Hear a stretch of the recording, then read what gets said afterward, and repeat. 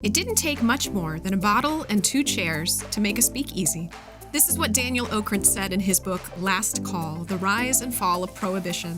Today, join us for some stories. Get your own bottle, glass, or mug, and relax. This is Speak Easily, and I'm your host, Krista Stauffer. And it's funny that I'm not on a lot of Zoom calls, but my husband is for work, and he said one of the guys admitted to not wearing deodorant for 2 weeks. Not sure why you would admit that. Right. That's, Well, people are very excited about not wearing makeup. Yeah. But I never wear it anyhow, so it doesn't matter. You trained for this, right? Oh my goodness. It's just, yeah. I had to tell my son yesterday to stop picking his belly button during a call with his client. I saw you post that. That's in the same realm of things that I'm telling my kid on, when he does video calls with school and everything these days too. It's like, dude, they can see what you're doing. Yeah.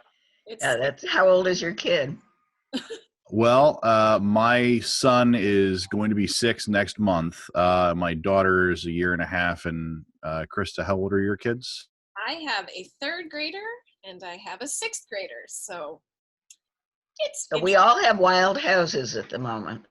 Very much so. Yeah. Bored houses at the moment. I think that's very, very bored. Because how old is little man now? Is he 2? 3. Oh my gosh. Okay. And I have a newish granddaughter in California who's 5 months. Oh my gosh. How are they holding up? They're doing very well. Don't ask me why. The weather's better. Well, that's true. But they're enjoying the baby.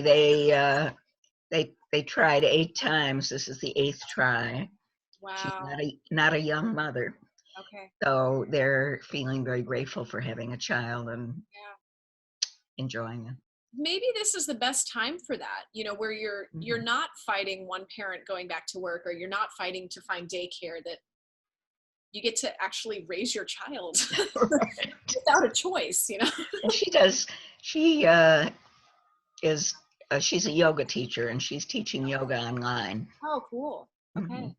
Well, that gets her back in shape too after baby. So that's exactly. So you have 2 grandkiddos. Finally, in my 80s. About time. That's awesome. Are you from Columbus originally? No, I grew up in Chicago. Okay. Very good. How did you end up here? What's your story?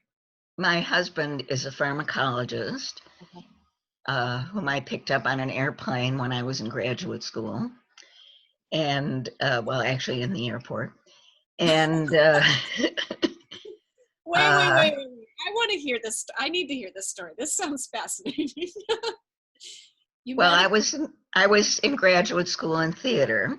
Okay. And I was going into Chicago and took my, had a little bag to put on the plane, and there was nobody there at the desk. So I said to the only person standing there, "What do we do with our bags?" And 6 months later, we were married. Oh my God.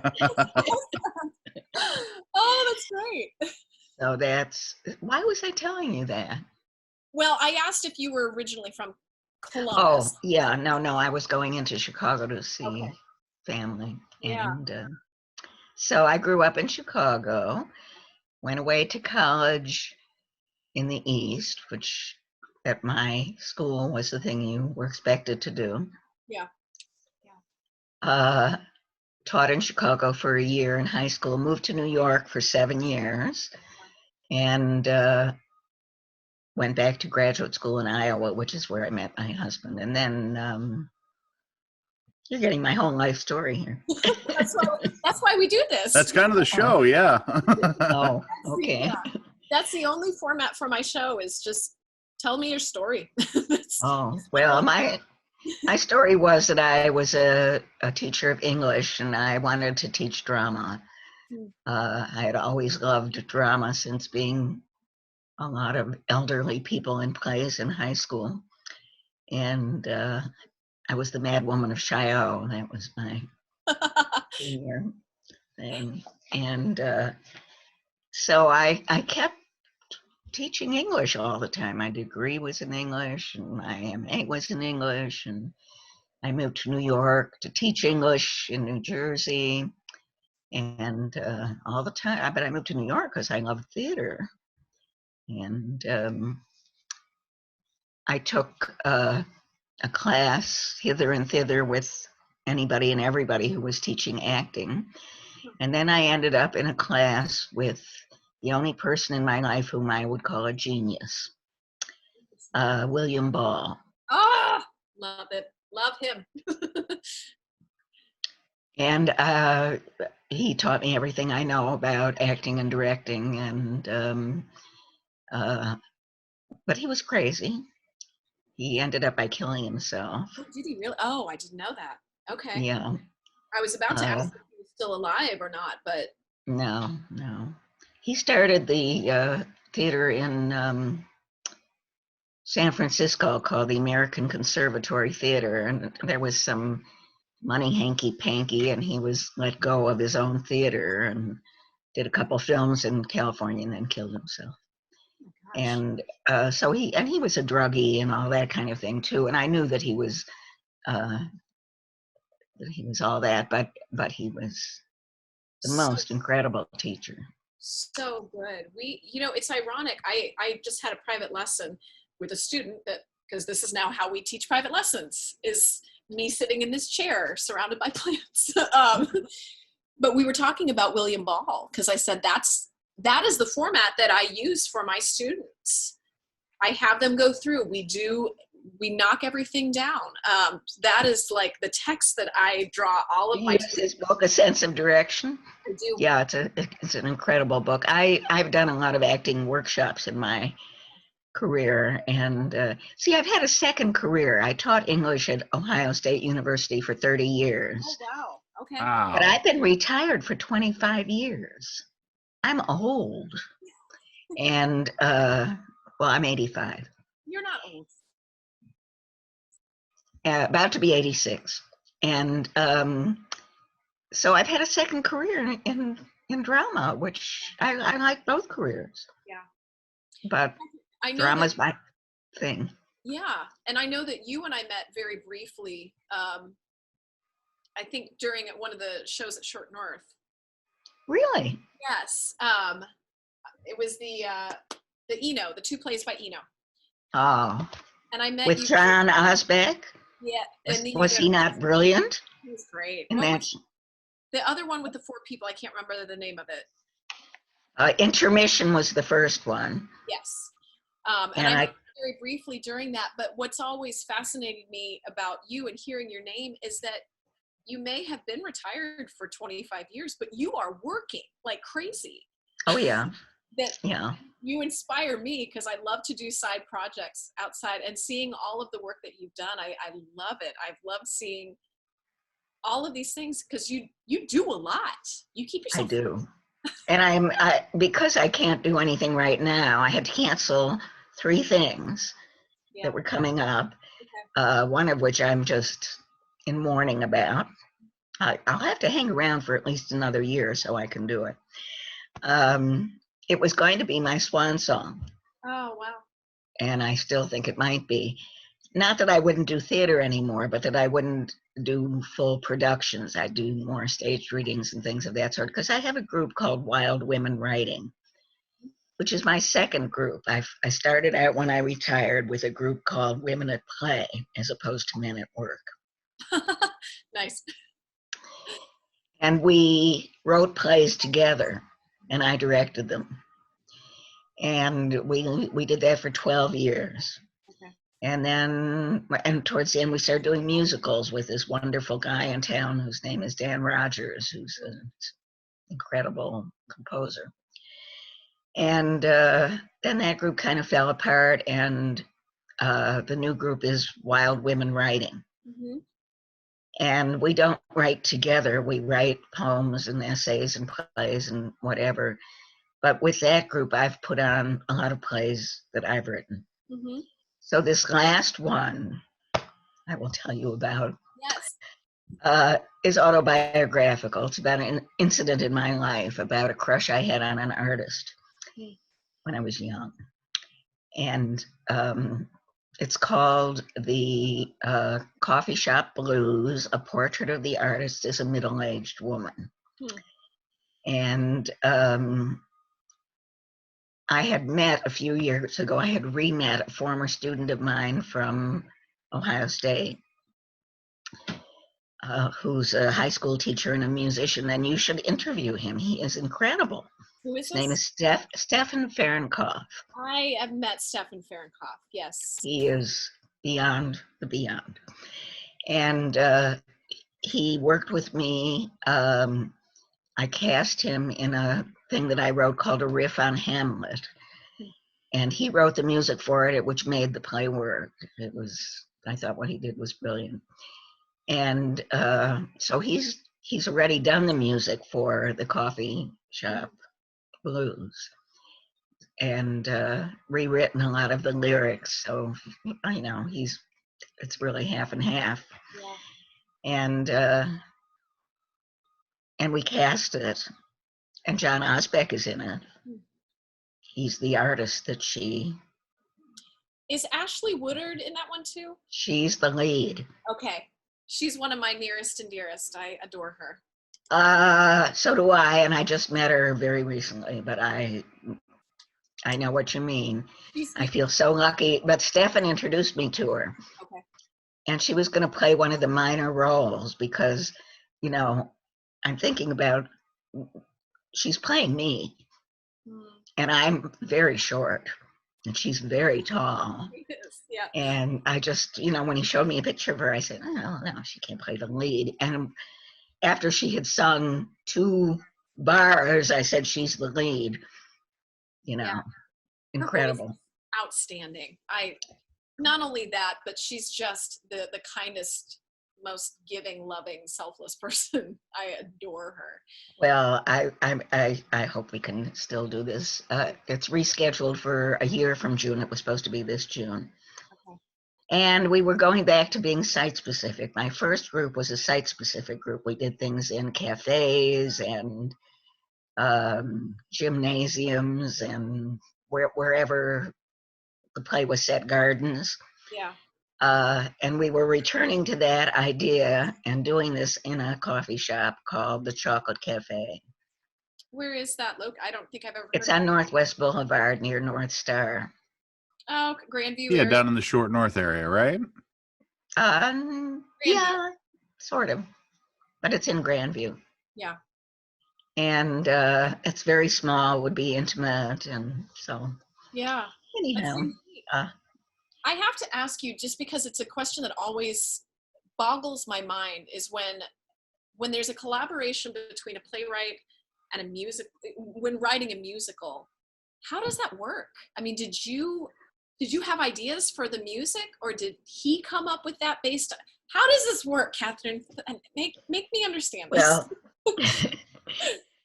when we worked with Dan Rogers, I would just present him with the lyrics and say, write the music. And I always loved everything he wrote, so there were never any problems as long as I could get him to do it. Yeah. It was like, pulling things out of him. With Stefan has a lot of ideas of his own. He's a director, a writer, a teacher, and I've learned a lot from him, although he says he learned a lot from me at Ohio State. So I wrote the lyrics, and when he would write the music, he would just totally change the lyrics and ask me if that was okay. And I mostly said, great. And then he would say, but, there's this in the play. So he started giving me critiques. I consider him a co-writer. There's only one thing and we have a lot of problems because I'm archaic technically, so I'm on WordPerfect and he's on, getting the script back and forth is challenging. My son has helped us. And, my son's going to do the sound for the play. Oh, very cool. Yeah. And so we have one issue left. Almost all the time he sends me a change in the script or in the music. I say, yes, wonderful. But this time I made a change, and then I had to insist on changing it back. He doesn't know this yet. You're getting this before he does. The play has mythical characters in it because I grew up with myth, and I told my children stories about the flying horse Pegasus all the time. So these characters are sort of parts of me that are in the play, and one is the flying horse Pegasus. And the key thing that happens when Bellerophon tries to tame the wild winged horse is that he has a magic saddle from Athena and puts it on Pegasus, and then they go up into the sky where he tames him. And when they come back, he says, you know, that was incredible, it's wonderful, but Pegasus, I know you want to be free. So he takes the saddle off and says, love me or leave me. And Pegasus stays, and they become buddies, and, you know, on and on. Well, Stefan wanted me to change that and have the main character sort of whisper to Pegasus before they even go off, and, you know, he's tamed before he's tamed. But when I was in California visiting my new grandchild, I'm bringing all the bits and pieces together. My daughter said to me, while you're here, you have got to write a book for children about Pegasus, because you told us Pegasus stories, and my child has to have them. So while I was there, I wrote a book called Oh Pegasus, which I'm still working on revising. And I realized while writing it that he's got to be tamed in the sky. So Stefan doesn't know it yet, but he's even going to have to change some of the lyrics.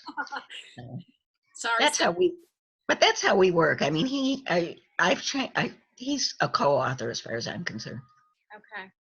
I always am fascinated by that process of. But we get along very well, even though it's all now on the computer. Right. Are you a musician? Like, do you do any music? Absolutely not. And I can't sing a word. Oh, that's great. Because I always think, you know, if you've got the lyrics to something, do you hear a melody for it, or is it ever, so you just, okay. I started out because it's called the Coffee Shop Blues, thinking that the music had to be blues music. I went through 2 or 3 other people who were going to write blues music for me. And when I got to Stefan, he said, I don't write blues music, and I don't think this is a blues play. Yeah. So, you know, he's had that effect on it too. Wow. And I listened to some of his music. He has a song that's online that you should all listen to, in which he sings about, I think it's called I'm Bigger Than You, where he's singing to his son about how I'm bigger than you, I'm smarter than you, blah, blah, blah, blah. And he ends every verse with, I would do anything for you. Oh, wow.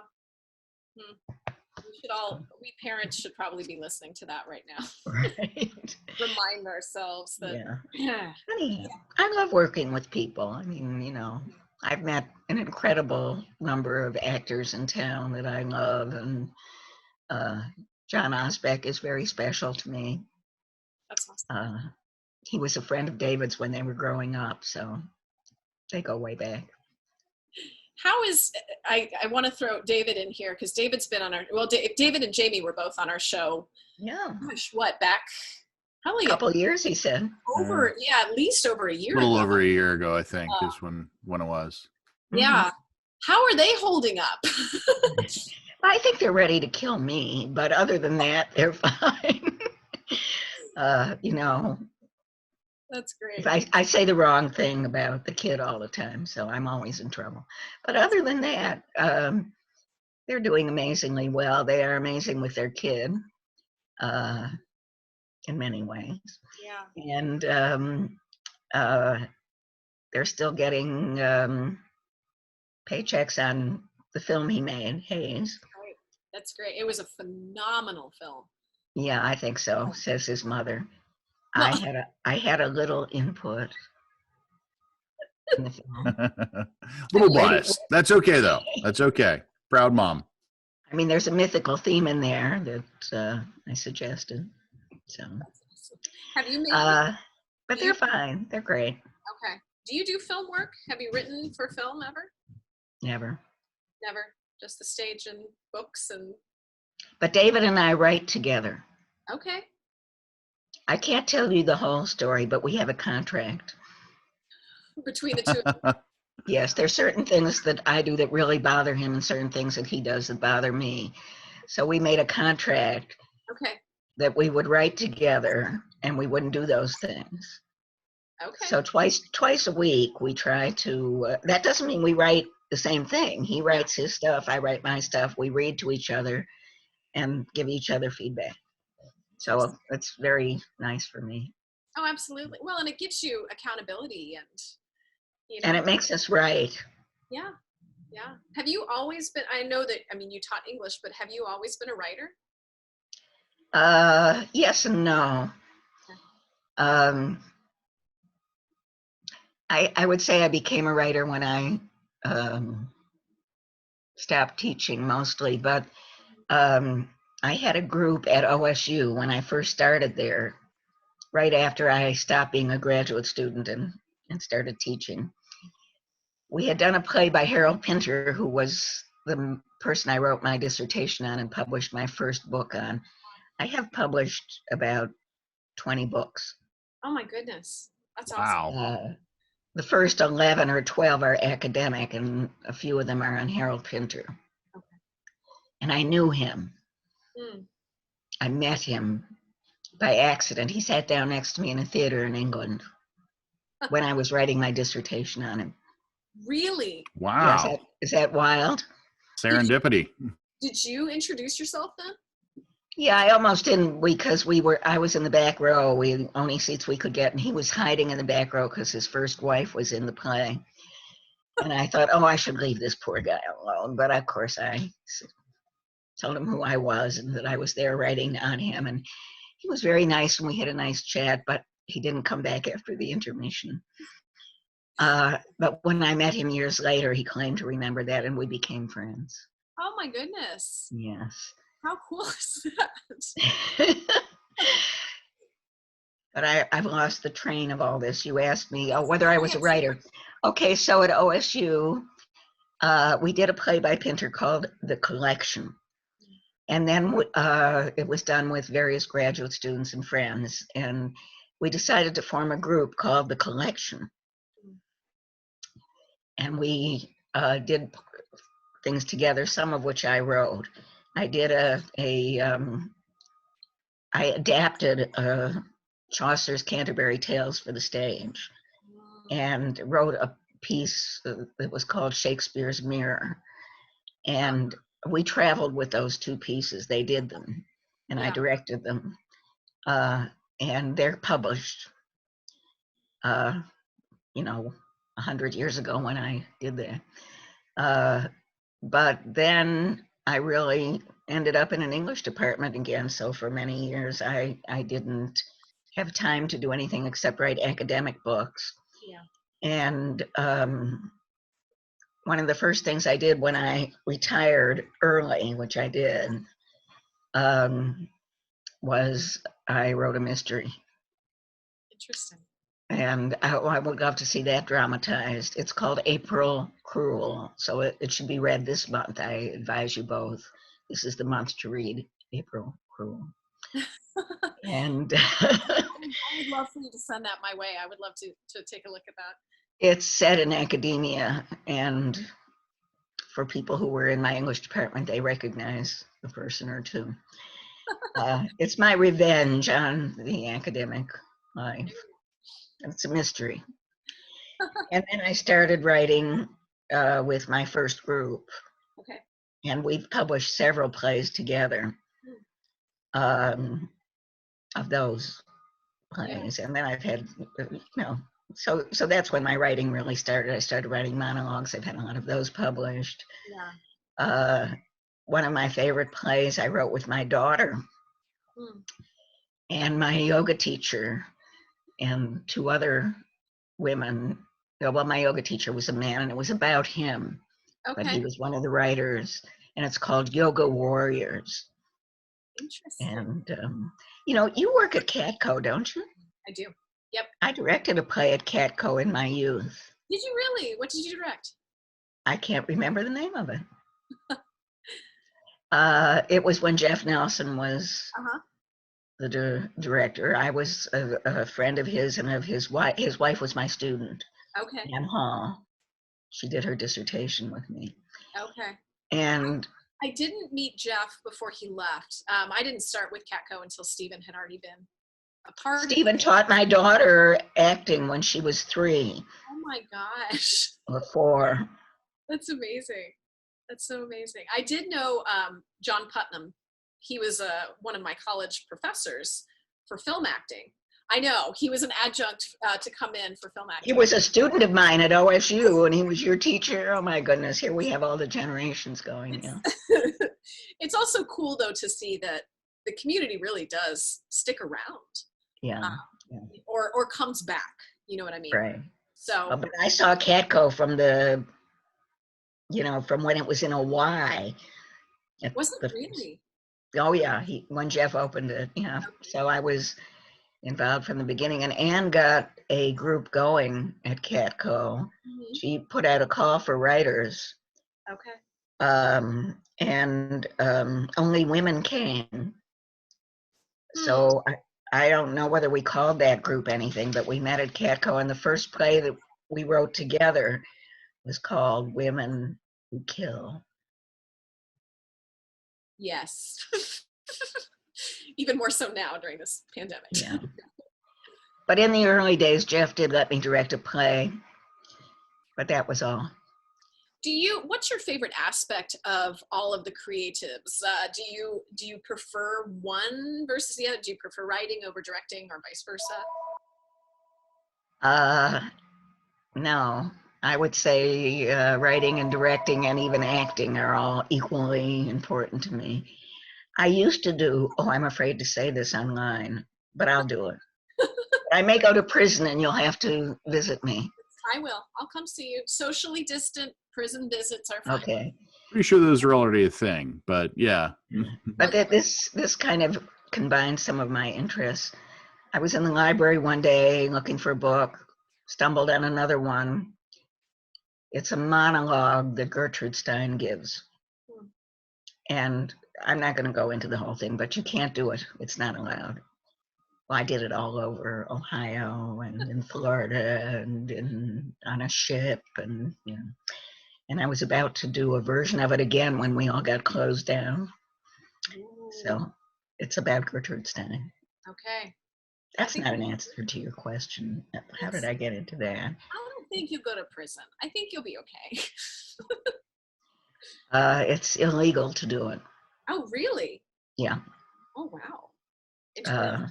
I didn't find that out until, I made every effort to find out how to get permission.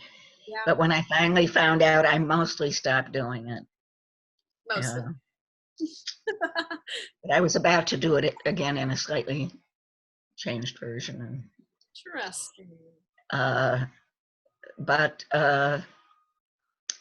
I wouldn't say I prefer one over the other. I love writing, but I like being out I'm very social, so I like being out with people. And I'm probably a better director than an actress because I really have a bad voice for the stage. But in my day, I really enjoyed acting too. What's your favorite role you've ever played? Maybe in high school when I played the Mad Woman of Chaillot. I have to laugh that you said that you got all the old lady parts because Ben in our high school got several of the old man parts. I did. I was Judge Omar Gaffney in Harvey, and I was Laser Wolf in Fiddler. So, yes. Yeah. Sans lasers. I was a little disappointed about that. What high school was this? We went to Gahanna. So if Ben and I go really way back. But yeah, I think that's how Ben and I got to know each other so well, was doing some of the shows together. And I remember I still have a picture of Ben as Judge Omar Gaffney with the gray hair. That was it makes me laugh now. It was very method. Yes, I colored my hair and everything, and I painted lines on my face and had a permanent scowl on my face. Yeah. If you want, I can do one thing for you that might scare you. Yes. Please. I haven't done it for a while, but I'll try it for you. Yeah. Gertrude Stein, I read, laughed like a piece of beef. So at certain points in the monologue, let me see if I can do this. Okay. I would go, I'm afraid I just woke up my grandson. So much for nap time. That's amazing. That's awesome. It would go on for longer than that, but wow. it punctuated the piece. Yeah, I love it. And then she'd just stop abruptly the way I did, That's amazing. You've intrigued me. I want to read this piece now. It's called Gertrude Stein, Gertrude Stein, Gertrude Stein. Okay. But it's out of print. It's only in libraries. Really? Yeah. See if we can dig it up here. But I've got a new project. Okay. But I haven't got permission to do it yet. I swore that this cafe thing was my swan song, but then I stumbled on this other thing, and I've got to do it if her estate will let me. Yeah. And I hope to do it with a musician I picked up recently. When I can tell you about that if you want. Yeah. Because I pick people up, like my husband. What was I going to tell you about? You see, my memory is terrible. You found a musician that you. I was reading. I was getting ready to redo the Gertrude Stein, and I was just reading about her again to get me back into it. And I found a children's story she wrote. I woke him up. They're coming to get me. I can hear them very upset out there. At any rate, tell them it's my fault. You can blame it on me. Okay, I will. Okay. You see, I keep losing my train of thought here. Okay, Yeah. It's called The World is Round, and Okay. it's a children's book. And I read it thinking, I love Gertrude Stein's crazy character, but I don't love her writing. Well, I love the story. Okay. It's about a little girl who climbs a mountain and goes round and round, and she takes her favorite blue chair with her because blue is her favorite color, and she wants to sit down when she gets to the top. And anyhow, I think it would make an incredible monologue with the little girl climbing the mountain, because the little girl sings all the time, and then she cries after she sings. And she has a little cousin who turns out not to be her cousin, so she can marry him at the end. And he sings songs and he doesn't cry. And so they're kind of woven together as they go through life. And I love it. I just love this story. So I want to do it. Well, the musician, we have no business saying this when it's going to be public. We were having our hair cut in the same beauty parlor. And I heard him say to the hair cutter, I wrote a song last night. So I said, are you going to sing it to us? And we became friends. We've been having coffee ever since. Huh. And it turned out that he's rather famous. He wrote the music for Big Fish and for the Addams Family and various other. You met Andrew Lippa, didn't you? I did. Yes, he's phenomenal. I saw him at Catco. Was it at Cat? No, I guess that was at North. I've worked 7 years at the stage, the Garden Theater. Yeah. I met him New Year's Eve when he and Tom got engaged. That was my first. He told me about that. He told me about it. Yeah, we were doing our Saturday Night Fever, and it was, somebody said, Andrew Lippa's here, and it was like, oh, okay. Wait. Yeah, what? Yeah. Well, he's quite a guy. He's really a sweet guy. Yeah. So I've offered him the opportunity, if the estate lets us, to do the music. He's so busy with other projects, he hasn't had a chance to read it. But that's on my list for now, getting in touch with the estate to see if they would. Wow. Do they I just don't have know. to be okay? Is that all they do? Usually they charge money, but Okay. it would be a cut of whatever Yeah. it would make if it went anywhere. And I think it would. I think it's an undiscovered gem. Yeah. And not to mention, oh, a woman gets to do something? What? That doesn't happen in theater ever. How did you get into acting? My mom is an opera singer, and my dad did some directing. He taught in middle school and high school setting when we lived in Colorado. But mom was a professional opera singer. She was at Ohio State. We came to Columbus because of Roger Stevens in the music department at Ohio State. And she finished her degree. She taught at Ohio State. And I think I just grew up with music. We didn't do any acting. I didn't do Columbus Junior Theater. I didn't do any of that until high school. And that's where it started and never ended. So yeah, I went to Otterbein for theater. And Oh, well, that's a great place to go for yeah, theater. it was and continues to be great. And then I think about 7, almost 8 years ago, I had a friend that I worked with that said, you need to teach. And that kind of became, and still is, I couldn't do one or the other. And that's why I asked you, it's interesting that yours balance the acting and the writing and directing. I think I'm kind of the same with acting and teaching. Mm-hmm. But if I couldn't do one, I would be devastated. I need them both. Yes, that's how I feel. And actually, one thing that I left out, which I'm reminded of that, because I love teaching. I didn't love the politics at OSU, but I love teaching. I was an early woman in the English department, and I had to claw my way up. It was not a pretty experience. But I love teaching, and in my retirement years, I've done many, many workshops. Yeah. But I was very influenced by a wonderful woman, and here's another great book for you if you want. I need to be writing these down. I'm going to have to listen to this and read all of these written down. I can email them to you. Okay, yeah, that'd be great. Her name is Cecily O'Neill, and she was teaching 6 months a year in the education department. Okay. And she's from Ireland originally, but has lived in England most of her life. And she turned up in one of my classes, said she wanted to audit it.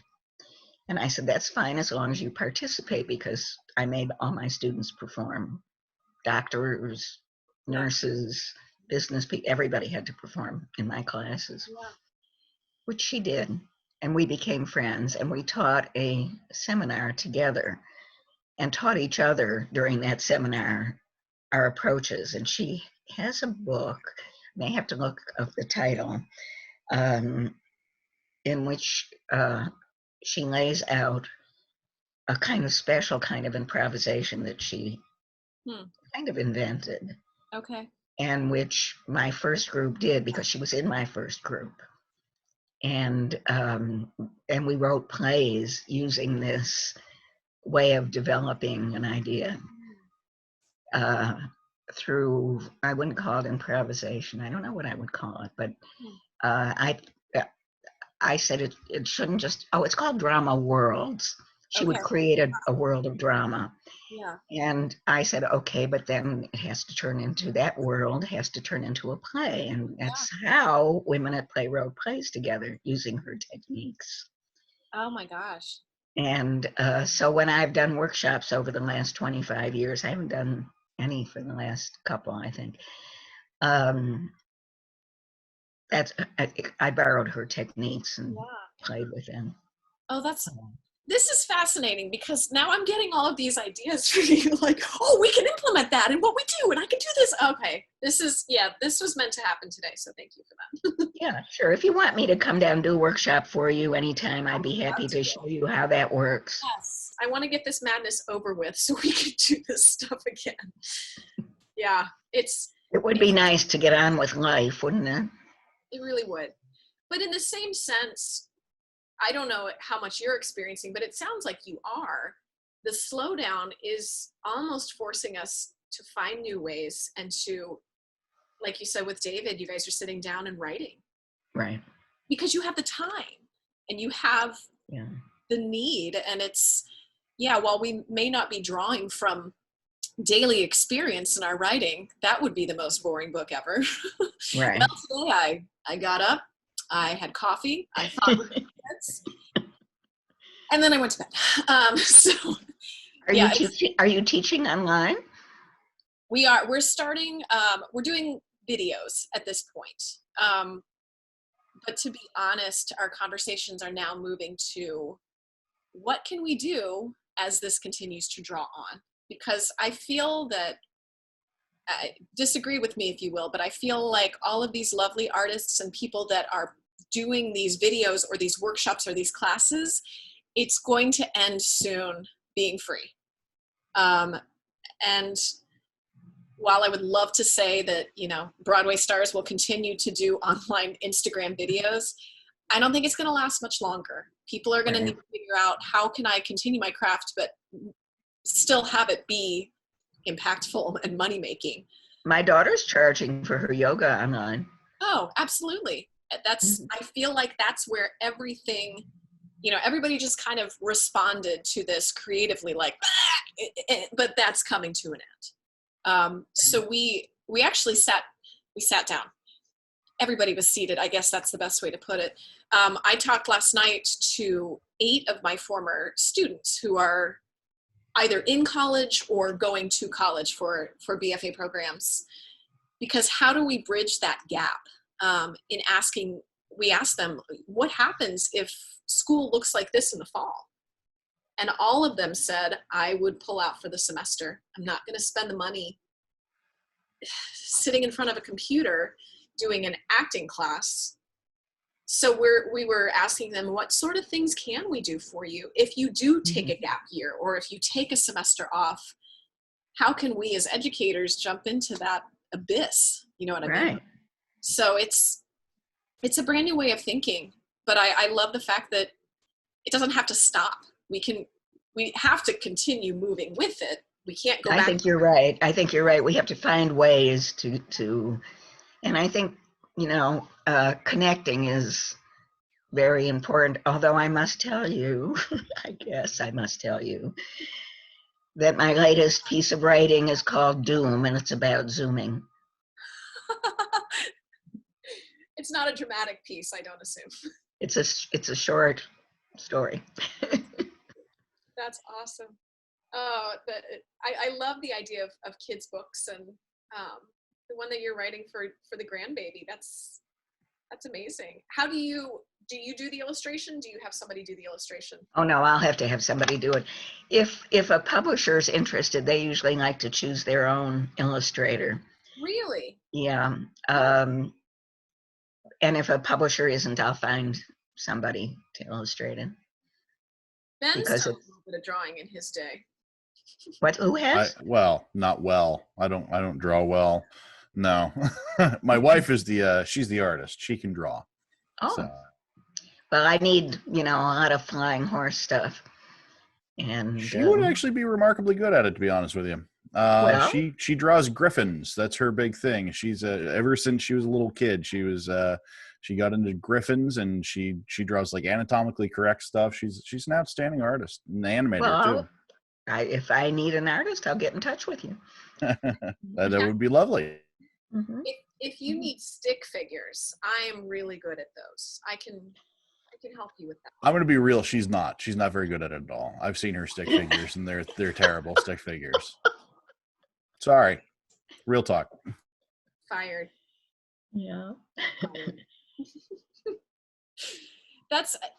I guess that's another piece of collaboration that I've always wondered, you know, how does the author and the illustrator work together simultaneously to create something that makes sense? Well, it's in a way analogous to the theater, where you're getting a set that works with the play that's written. Yeah. Visuals, and that's always been a challenge to me, because we've never had real money to work with. Yeah.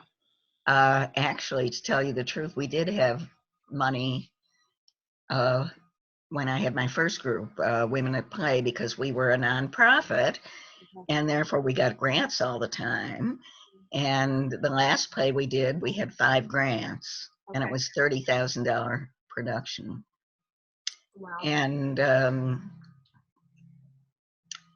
I said to myself when I was writing grants at 2:00 in the morning, I am retired. What am I doing to myself? You know, I hate writing grants. Yeah. So with the new group, we're not a nonprofit, and everything costs more, and you can't get grants. So I've started doing my own scene design, so to speak. But it's, you know, that's another challenging kind of thing. It's, I guess I wonder what's the theater going to look like when this is done? Is anybody going to go to the theater? Right. Is anybody going to want to be sitting next to people on either, or, you know, are we going to shake hands anymore? Probably not. And what do we do about blocking? Do we block the actors 6 feet apart? No, it's if you really get caught up in the questions, it can become terrifying. So I try not to. Yeah, we've but postponed our show for Catco, and I was laughing with one of my friends today that I'm supposed to do a love scene in the next show with Catco, so I'm not really sure how that's going to work. What play is that? We're doing Desperate Measures. I don't know that one. It was an off-Broadway show. It is a musical set in cowboy times of Measure for Measure by Shakespeare. So yes, it's very interesting. It's very fun. And that's what I love, is that when we get back, we are going to be doing that as soon as possible, because we all kind of need something fun right now. So ready for that. Well, that's good. Yeah. The Short North has canceled a couple of their shows. Yeah. They were going to do Noises Off, but they're not. Yeah. It was hard seeing the cast go through having one performance. And I know our friend Ralph Scott had the same thing with the Catco show. They made it through the preview, and then that Thursday is when everything stopped. So I think Young Frankenstein was the same way at Short North. They got through either one weekend or just a couple of nights of performances. Right. And then to have it shut down. And Ralph said, you know, the set is still on the stage. Everything's there. And as soon as we can do it, we're going to go back and do it because it's ready. He's a great actor, I think. He's phenomenal. Yes. Yeah. And he taught this summer with us for the project that David was a part of. So, yeah. Okay, well, if you ever need teachers, I'm around. I would love that. And there's something to me about utilizing other people's resources, because theater is one of those beautiful things that it's not like ballet, where there's going to come a time where you can't dance anymore, or things like that. The theater is ongoing. And I say that to people, especially parents. They say, well, you know, I love acting, but I did that in high school. I can't do that anymore. It's like, you can, actually. It's not going to go away.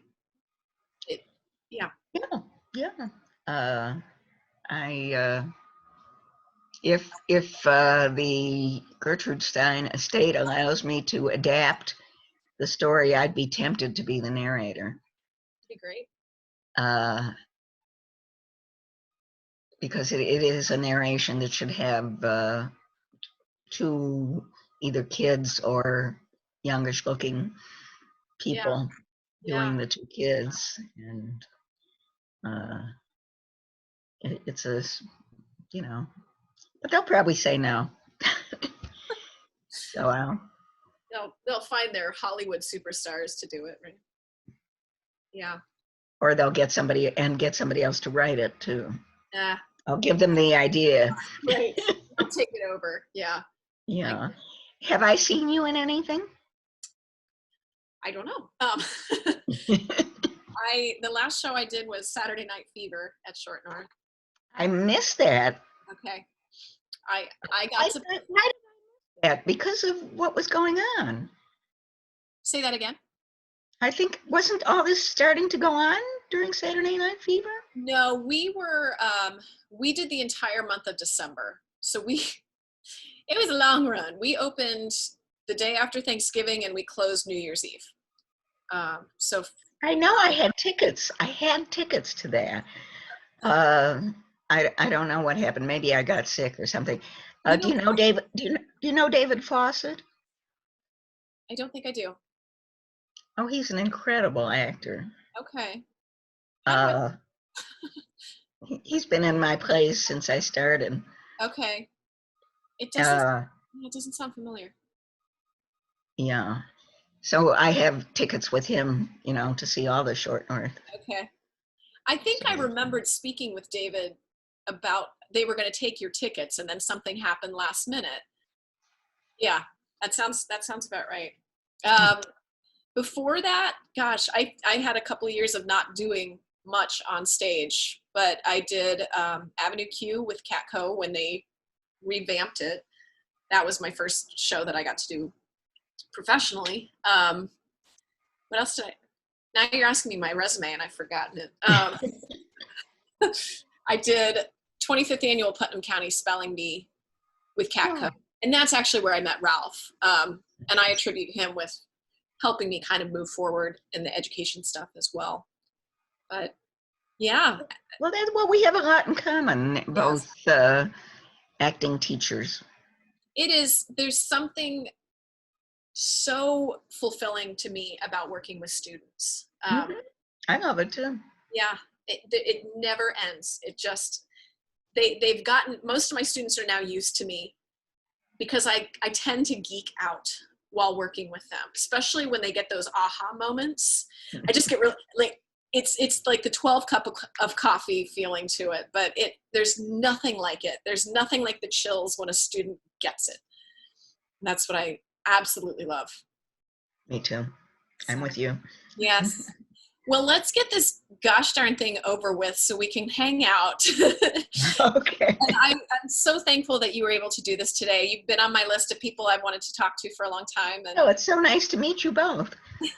Lovely meeting you. Yes. And tell David and Jamie, I'm sorry for waking their child. It's my fault. I will sing lilting lullabies. And I think he went back to sleep. I haven't heard anything too drastic. But I'm in trouble. I know we can't get away from it, right? I wish mine napped again. I miss naps. I wish that were, but I don't think the 6th grader is going to have that. So I don't think so. No. No. I don't even take naps. I don't really sleep. I would if I could, man. I can't. I have too much things going on. Busy man. Well, thank you again for coming on and thank you. For this. Yeah, we're excited and good. How do I get to see it? We will post it on Facebook. That's kind of our spot where we post most of that we do. But we'll make sure you get a link for it too. Oh, yeah. Thank you. Yeah. Thank you. Ben, do you want to sign us off, Ben? Oh, sure. Hey, if you like what you hear, we really appreciate it. If you would go over to our Facebook page, click like and subscribe. Do the same thing on YouTube. Soundcloud is another great place, and iTunes. That's where you can find all of our episodes. Facebook, though, is where you can actually communicate with us, send us your thoughts and opinions. Maybe dial back on the opinions a little bit. I don't know. Or just be nice. Suggest future guests, things like that. Ask us questions. We'll answer literally any question you ask us. Guaranteed. Any question. Krista personally, we'll do it. No. No. So, but no, but hey, thank you so much for tuning in. Remember, sharing is in fact caring, and stay safe out there.